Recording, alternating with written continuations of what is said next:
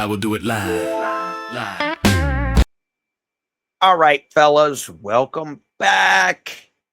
What a finish to the second quarter we had with UFC Baku and PFL San Diego, where in the final fight of quarter two, AJ McKee pulls out a victory for us.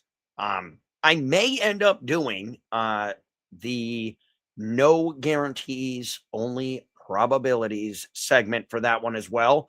But I wanted to start with this one because one, it came first in order. And for all the UFC events, we have something I want to show you guys that we used to show when me and Patty were doing the breakdowns every week. But we were going through all the fights and it was interesting, but all the fights don't necessarily have the spots we want to focus on for betting.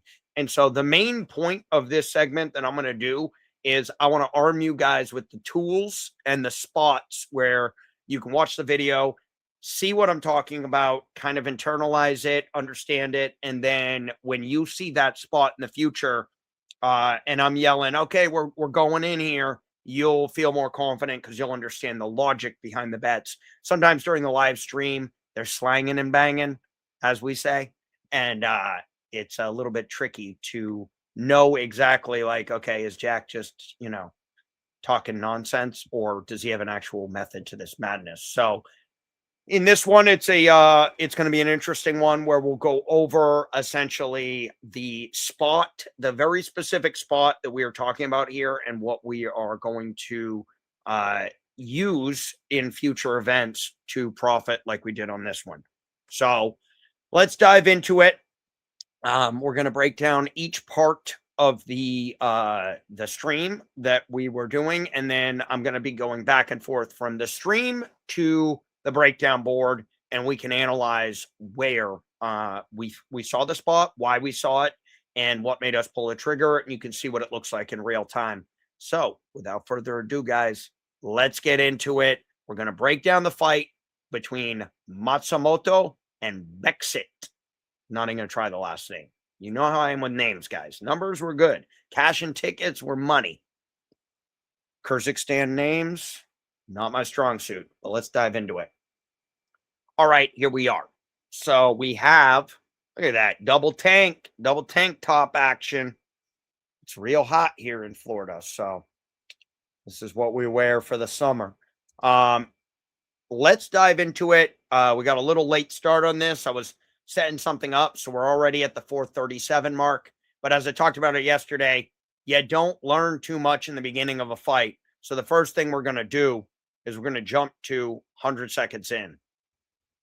All right, 100 seconds in, and as you can see by these credits here, not too much going on. So I'm going to pipe down for a second here. We're going to let this puppy run. Becky, man.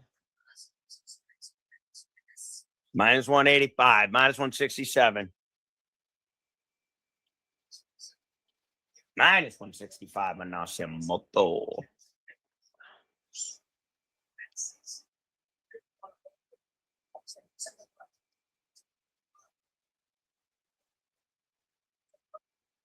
All right, so what is this illustrating here, guys? Not a lot is happening. So we are we're slow to pull the trigger, but as you can see already, Kalshi at 60%. We'll do it live odds. Think about the same thing, but Bekzat starting to take a little bit of a lead. But like a card counter in blackjack, we got to get farther in the deck here. And we're only less than halfway through the first round, and it's still close enough where either fighter could win.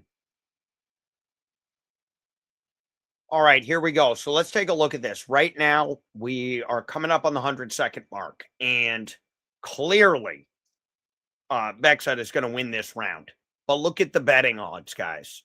78% on Kalshi, 22%.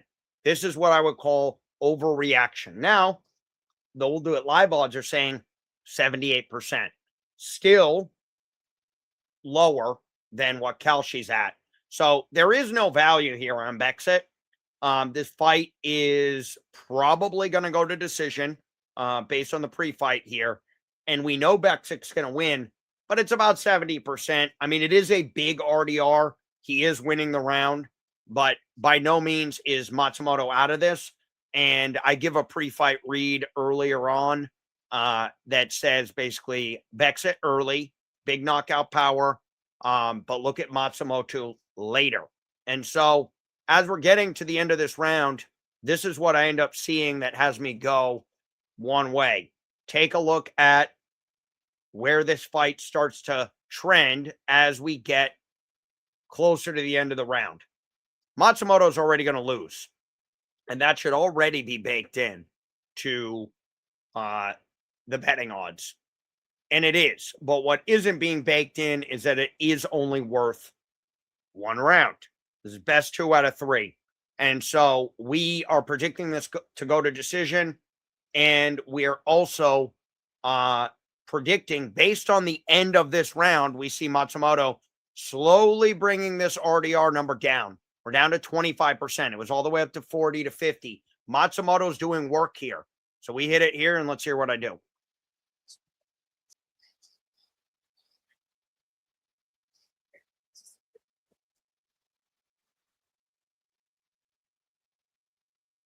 I'm only looking one way on Matsumoto right now. They got no desire to give it. And it looks like I'm trying to get the action in, and they're not taking it. Matsumoto's getting steamed. Okay, we didn't get the round, but I'm going Nascimento at a plus 220. Matsumoto at a plus 220. My brain is mush. It is actually not mush, but it's autistically thinking about betting and not the names. Kirk, you got plus 500? Yeah, I tried to get plus 500 too. No dice. Now it's evened up again. I got a plus 220 a unit. Damage is piling up on Aukman's leg. I like it. I like that. We're 50-50 on everything else, and I got a plus 220. Let's go. Okay, now here's an interesting thing. Okay, our We'll Do It Live odds just caught up. And they're going Matsumoto as well at 52%, which is interesting. For me, I like that those odds are matched up because it's at least understanding that we are now looking at 1-0 down, but the fact that we are leaning Matsumoto's way as the fight goes on, and that late push at the end. Again, we're skating to the puck. We got a plus 220. Look at the Kalshi odds, 52%. There were plus 500s available that I was trying to get in, but the odds were moving very quickly as Matsumoto made his push there. So take that into consideration. One fighter is going to win, but where's the momentum going after the first? Has that fighter already blown his load, so to speak, in that first round? Now, I don't think that happened with Bekzat, but what it does tell you is that the momentum has shifted, and we are looking that Matsumoto can be making moves in this second round and tie it up 1-1, and then that plus 220 is now completely flipped the other way. So let's see how this looks as we go forward. Go, fellas. Double down, teeter on the ledge. So I'm going again there at a plus 115. Matsumoto's starting to take a lead in this round. And again, I am skating to the puck a little bit here. And I think I will be on the right side of it. Although, as we're seeing here, Bekzat's catching up as well. This is a dangerous play. That first round one at big plus money is great. This is a questionable, maybe a little too early I went in. But I'm still getting good value here with Matsumoto's momentum starting to go our way and our read on that. All right, now I'm about to make a move here. So what are we seeing here? If Bekzat takes this round, we're cooked, right? And the Kalshi odds are showing 72%. This is where I'm going to make another point. You have to get multiple books. and this is why.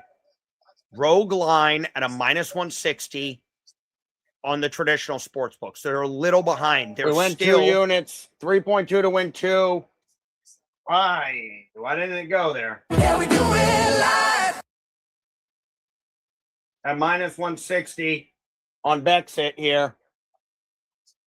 okay. So it's all tied up. We have a minute and 30. Bekzat actually takes a little lead here. This is, let's go back a little bit here.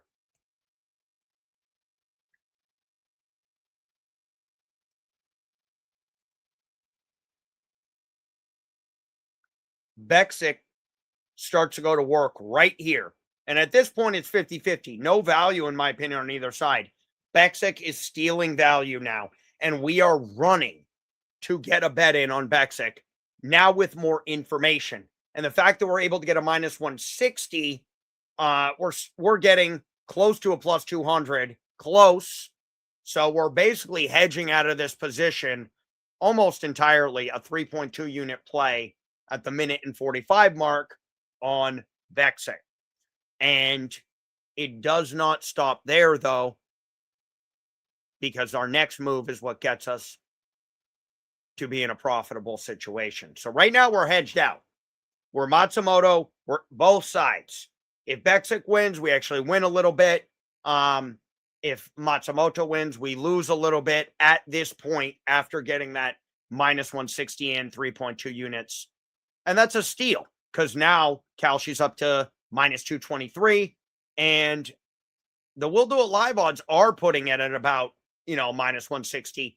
But with us, we're looking at the fact that he's taking this lead. And if he finishes this round ahead, it's over. It's 2-0 Bekzat.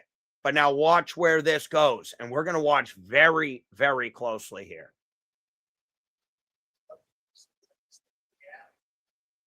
Moving. When the eyes get juices, when I empty the clip.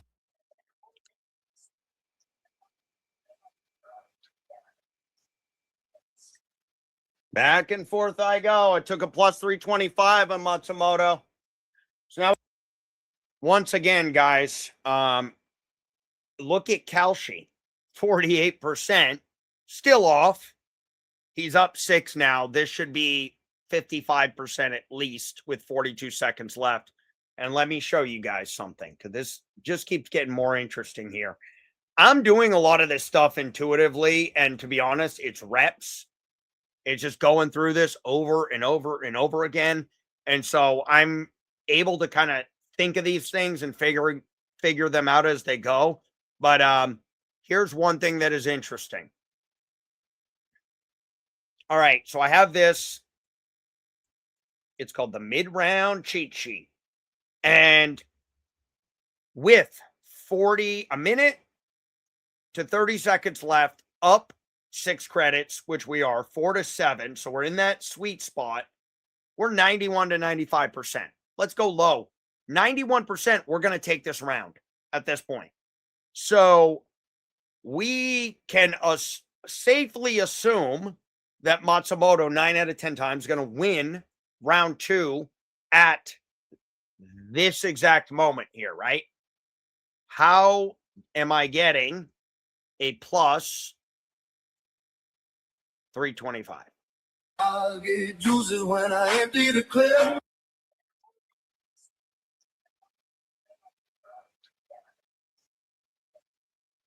Pause it right there. Plus 325 on Kalshi, it's 47%. What do we always say about Kalshi? It's the canary in the coal mine.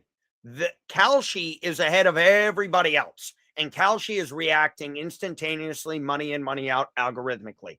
The other books, you're using them, you're playing off of this. So I'm actually not even looking at Kalshi at this point. I'm looking at every single book I am shopping. I am on my computer looking at the Amazon deals, trying to figure out how much per ounce I should be paying for whatever I'm buying. And in this case, I found the best deal I could find. I know that this is locked up right about, give me these credits, boom, 30, 25, okay, back and forth, but there's 40 seconds. We're still in that 4 range. Now we're at 7-6. Let's see where it closes here. Probably closes where we're ahead about 5. That's my guess. Because Matsumoto has now taken momentum as well, too. Huge difference. If it was him just coming back and he was down, maybe he comes back, but he's ahead and he's making his move. What did I say? 5? We're at 4.5. Come on. We're at 4 credits. 5 credits. 7 credits. Oh, big finish there for Matsumoto. And now the Kalshi odds are at 55%. We're locked in. It's a split possible still, but it's also a split possible in the first. And so, you know, we're in the same range. We're 1-1, no matter where you look. Let's hear what I got to say here. And then we got 3.2 to win 2 on Bekzat. It was a rogue minus 160. I basically got minus 160 on Bekzat and plus 325 on Matsumoto within 1 minute of each other. Yeah, ours just, Wagner, we are ahead for sure. We have a stream from Greece, from another planet, from another freaking universe. So we're about 20 seconds ahead from the Paramount stream. Becky rocked, baby. It's all evened up. It's minus 115, minus 115. Here's what we're looking at, fellas. We are looking at 1-1 going into the third.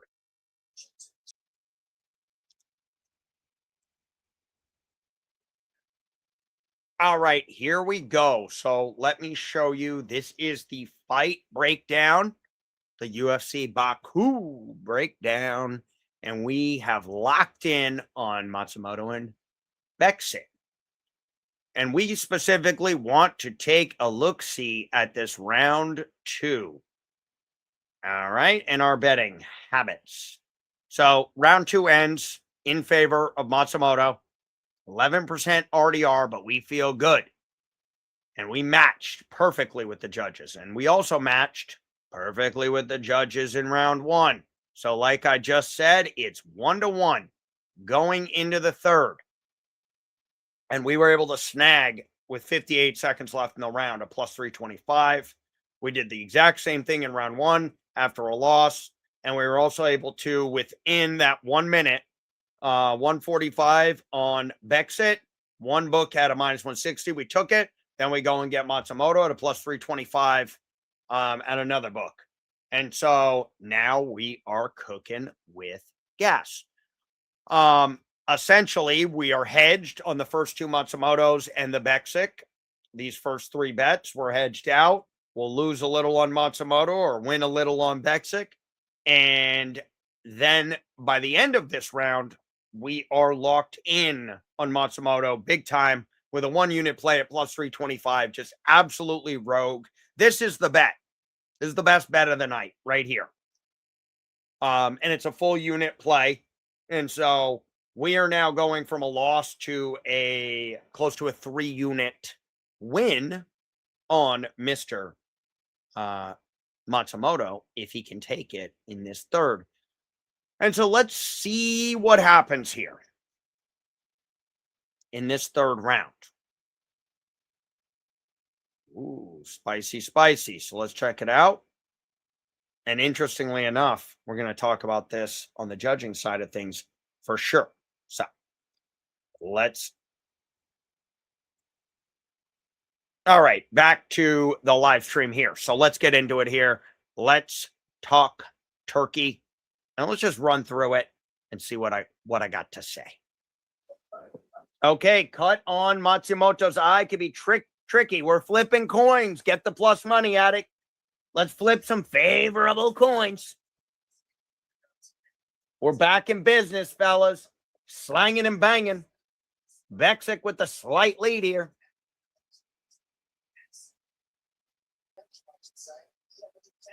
Oh, Matsumoto taking a slight lead here. And he's got a little bit of value. Matsumoto. All right, so I'm just going to jump ahead. I actually had no bets in this round because I'm already pretty stuck on Matsumoto. But I'm going to show you a spot where, to be honest, could have put a little more action on it. I'll show you why we didn't with our existing play, but here we go. Takedown. Tyler has Bekzat and Elias has Matsumoto. Okay. All right. I'm probably not going to lay any more action here, Patty, unless we get a clear finish here, like a significant from Matsumoto here. Yeah, I'm having such Oh, technical. there it is. We need a takedown. We need a takedown. Super close round. Yep. If I didn't already have a nice one on Matsumoto, I would look his way, but I don't think we're clear. Oh, there we go. I don't think we're clear enough right now, although we have a slight lead here. Plus 170, plus 170, plus 190, plus 185. It's going to be tight like you read about. It's gonna. Okay, so in theory, we could bet the plus money here with this being tied up. Now, I already have a 2.5 unit play to win 6.03. And so I am reluctant to place a bet at this moment. And this is why. Bekzat starts to take a lead here. And so now it was determined that we actually had a mismatch on our judges here. And one side had it going one way or the other. But either way, that's enough for me to go, okay, we're splitting hairs here. And the plus money should be taken, but we're already getting big plus money here in Matsumoto. And so theoretically, another bet you can place. Let's hear what I got to say on it. Aggregator says split round. Okay, let's see what Kalshi's telling us right now. Oh, it's loving them some Almakhan. I think we may have an issue here. There is no value on Almakhan at 70. Okay, it came down 35%. Yeah, right now it's minus 200 RJ on Kalshi. Kalshi will show us the whole way through. And by the way, sign up for my Kalshi, guys. Lock into my Kalshi. Canary in the coal mine. It'll tell us who won and who lost. Canary in the coal mine. Sign on up. I want to see that graph with Tyler and Elias. We had a discrepancy there, and we're here for the data, guys. We're here for the data. Let's see what it's all about. Oh, you guys evened up there a little bit. Scatman had Matsumoto, but he had it close. Tyler dipped down with him. Bop, bop, bop. I think we're going to have a 29-28 on the Almakhan. So as you can see, I'm trusting the judges, as is smart long term. I need probably to feel a little bit more comfortable. Okay, let's say I had no bet on this, and Kalshi's given me the 30%, giving me 35% in that range, maybe even 40. I might put a half unit on Matsumoto here, but with 2.5 units on Matsumoto and then a potential payout of 2 units on Almakhan, I'm essentially free rolling. If Almakhan wins, okay, I lose a half unit. If Matsumoto wins, I win close to 3 units, 2.78. We'll look at that next. But so I'm free rolling on the Matsumoto side now, but if I start putting more money at, let's say, plus 180 plus 200 on Matsumoto, now I am no longer free rolling, and I'm kind of betting against our judges at this point. Now, in the end, we were good, and that is the fine line between everything. I would say if you had no bets on this at all, Matsumoto is obviously the valued side. But even look at here, the win probability. So it's 60-40 basically at this point with the with what we got here. So let's see how this runs out, and let's see how it looks at the end right after we take a look at this one here. So no further bets, but let's take a look-see and find the value here. This is where the value is, guys. The money starts coming in, Bekzat, and it never makes the proper turnaround, and things go close enough where now this has value, right? It's 50-50, flip a coin. It didn't end up being coin flips, but man, the market thought that Bekzat had won that round. We had it much, much tighter. And I truly believe we're in a 50-50 coin flip spot. But if you're getting 30% on Kalshi, which is 33% would be plus 200, you're looking plus 2 something there. It's action time, baby. So, but we had our bets placed. We felt good. This was our profit at the end, 2.82 units, and we only could lose a half unit. So we had hedge action. We got Bekzat at the best line possible, the minus 160, and that's the game, fellas. We don't care who wins and loses. We're here to make money. We're here to cash tickets or hedge tickets to reduce risk, to compound units. That's the game we're in. Our judges, the judges and the aggregator did disagree, and the judge majority was Matsumoto. And I think it was I do think that was unanimous, if I'm not mistaken. Let's see here, actually. Oh, okay. We had Almakhan split. Judge majority was Jean Matsumoto.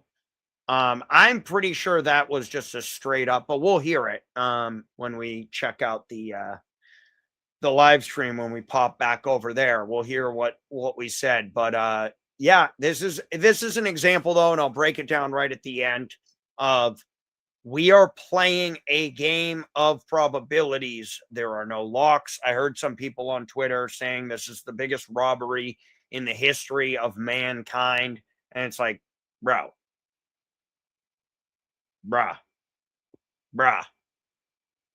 What? We're on the 0 line. We're 50-50. Flip your coin and go home. The first 2 rounds were obvious. Now we got the third. What do we got? So it all came down to this third. It's as tight as it comes. And it's like, okay, so the aggregator and Tyler, no. Scatman, Mr. Elias, he had it on Matsumoto's side. And so to me, that's flip a coin. Who knows what's going to happen? It went unanimous. We were a little surprised on that. Right here. Yeah. Officials, Matsumoto. It doesn't say whether it's unanimous. I was pretty sure it was. But either way, guys, the point being is that we have a tight RDR here. And I'll probably explain a little bit more on the live stream. But those are the times to just take the plus money and win, lose, or draw. You're 50-50 at that point. Yeah, it was close, though, East Coast. Really close. And we saw some funniness on the last one, but let's see. Kalshi's looking. Kalshi's waiting. Tick, tick, tick, tick. Up.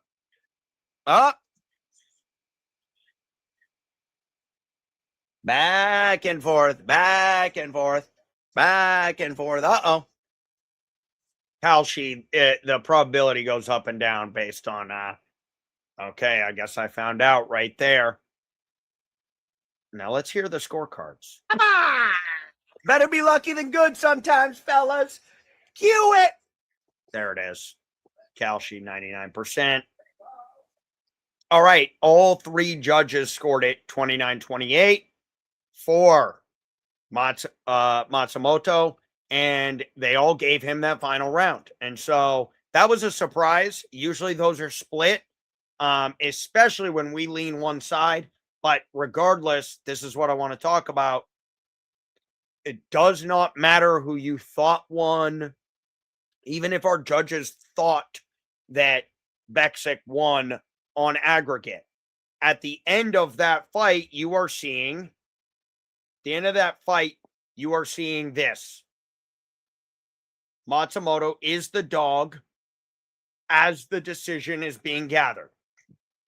And so even though we might think slight lean towards Bekzat, that's 50-55%, maybe 55% Bekzat.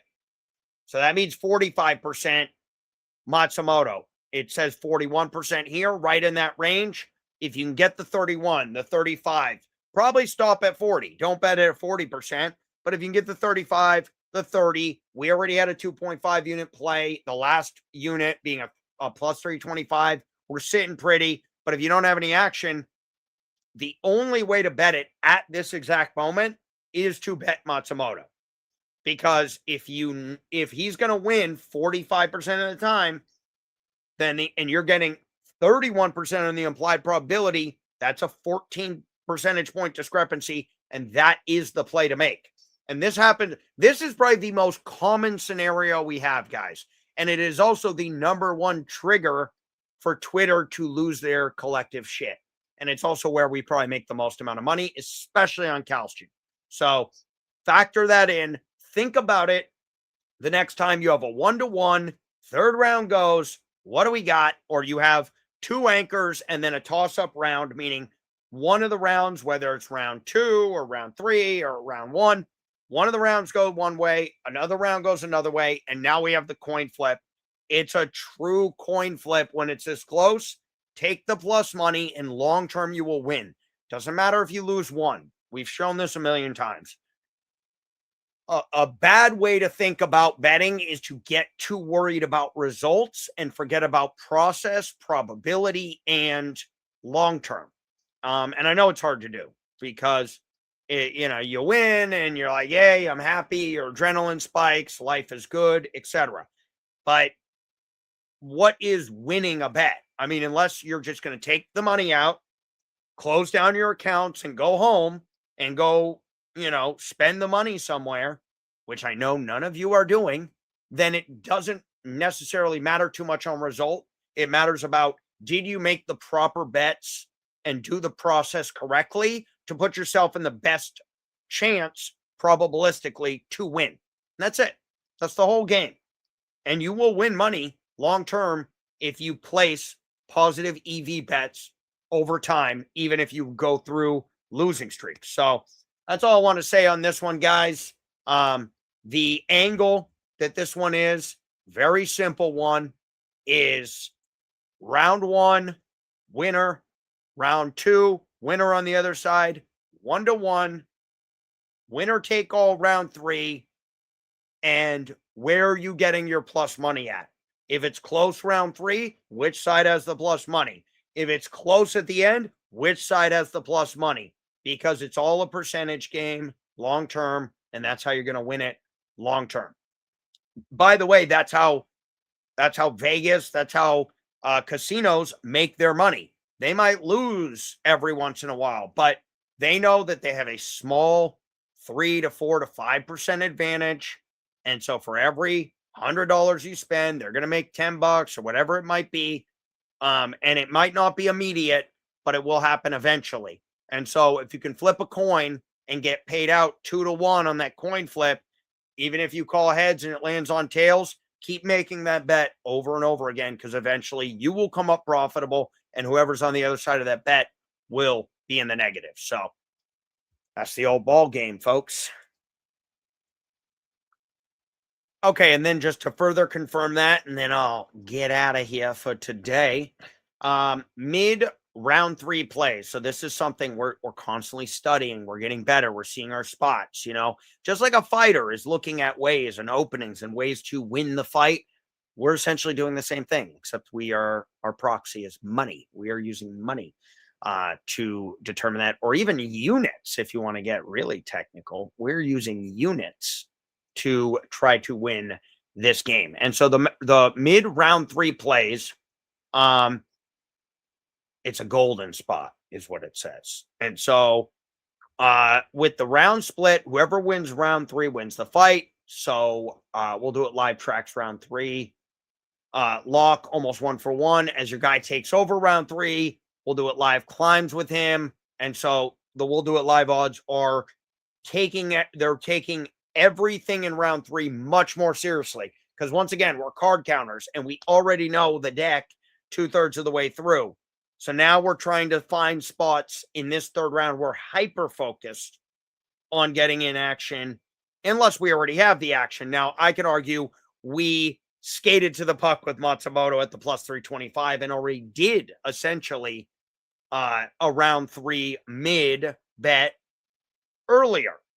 because we knew it was going to be 1-1, but we're getting a plus 325 based on the thing I showed you before.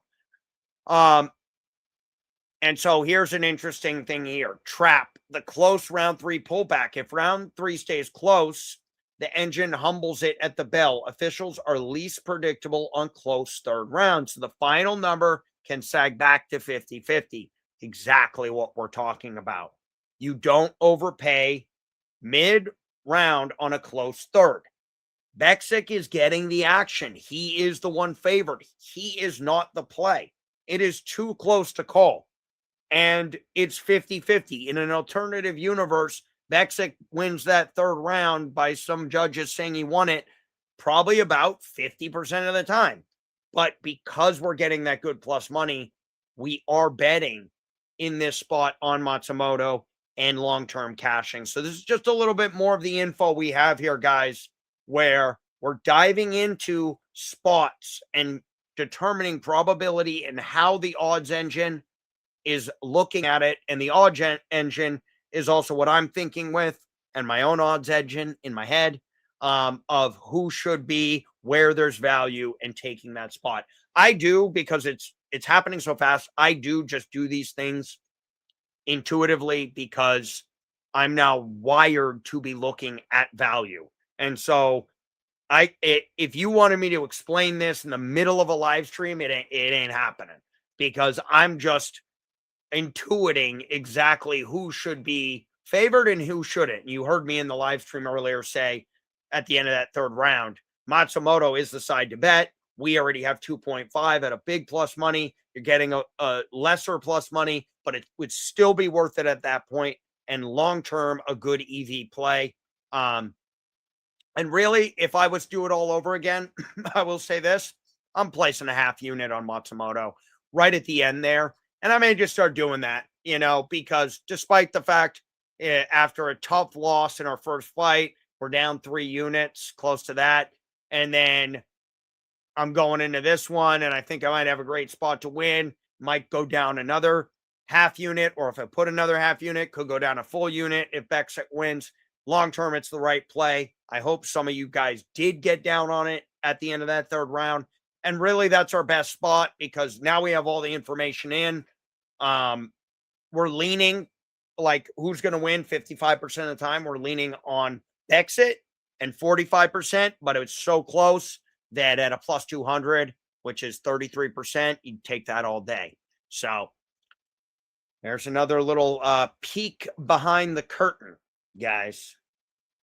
On Matsumoto, we got him at a plus 220 after 1. That was a nice one. And you do it live and you're getting paid.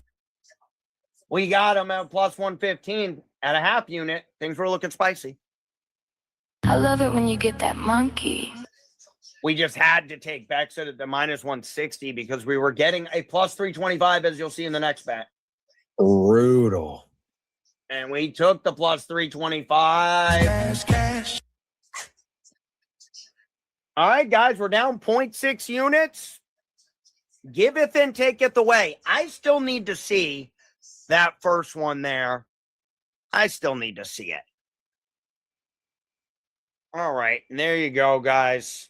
That was everything that we had on this fight. And so we ended up profiting 2.78. We closed the night with a 7.1 unit profit. There was a lot of small wins after that, scraping our way by. This was one of our bigger ones. And we've had much bigger ones as well. Could have been even bigger. We took that half unit on Matsumoto. But point is we were essentially free rolling at the end there on Matsumoto. And it was beautiful. So great position to put ourselves in. Very skillful betting and using the information that we know works. Rock, paper, scissors, 1-1. Best 2 out of 3 going into the third rock, paper, scissors. Who's got it?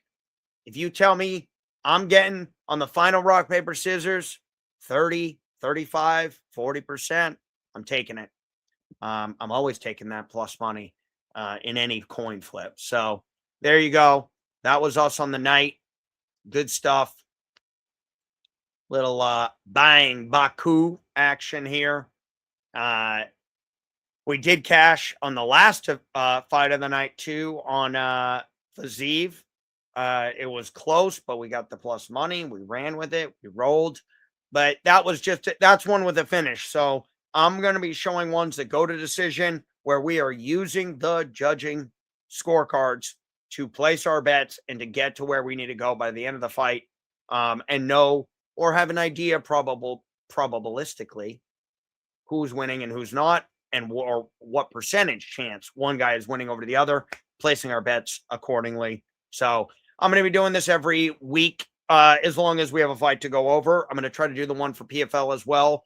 AJ McKee was a wonderful example of that. After our first round win, what we were able to get on him was just incredible. Betting lines were just way too late on him. And that's the thing. This game is fast and furious, and every second counts. And you'll see me at times dipping in and out of the camera because I'm on one computer back and forth, as I like to say. Back and forth we go, slanging and banging. Put it on your bingo card because I'm going to say it every time we're in a fight like that. And that's all we got, folks, for today. I will see you guys on the next. No guarantees, only probabilities, where we'll break down another unique spot. We're going to always check it out and have different betting spots. I'm going to try to not do the same ones over and over again. I'm going to try to keep it fresh because once you see one, if you study it enough, you'll know exactly what to do when a fight is 1-1 going into the third, and you will not fall prey to screaming robbery on Twitter. So, all right. So that's it for today, guys. I'll see you 2 weeks from now for Conor McGregor at UFC 329. Peace out. No BS, none, cause we the best. Yes, 2-3 years Dagestanning.